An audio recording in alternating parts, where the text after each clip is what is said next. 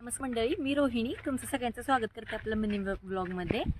आणि रात्री खूप पाऊस येऊन गेला आहे आणि आज एवढं कडक पडले, समजतच नव्हतं भाजीला काय बनवावं आज। म्हणून म्हटलं चला शेवग्याच्या शेंगा आहेत आपल्याकडे, बघून बघू आपल्याला भाजीपुरत्या शेंगा निघतात का आज।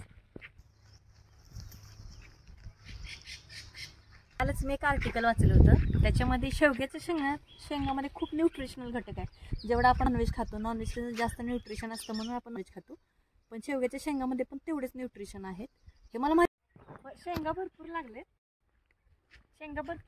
लागलेत पण पुढे गेलेत, सगळ्या मोठ्या झाले, कोवळ्या नाही जशा आपल्याला भाजीला लागतात त्या, आणि ज्या आहेत ते छोटे।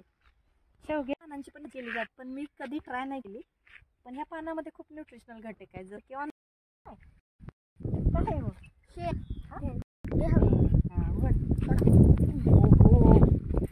ती पण घ्या।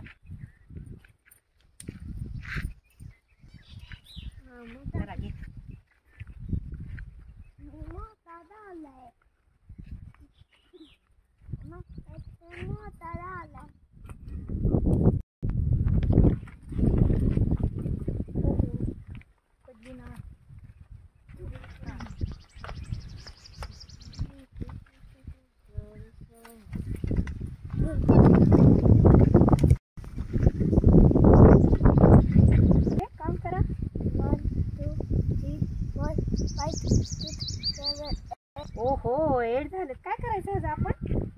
भाजी बनवायची। हा, भाजी बनवायची ह्याची। शेंगा आहेत आपल्या, त्या देशी शेंगा आहेत, चवीला खूप भारी, भाजी खूप छान होती। आपल्याला पुण्यामध्ये ज्या शेंगा भेटतात ना, त्याच्यापेक्षा ही टेस्टला खूप छान आहे। आता आपल्याला त्याची छाटणी करायची, काही दिवसांनी परत ह्याला नवीन काय येतील आणि पुन्हा शेंगा लागतील अजून परत।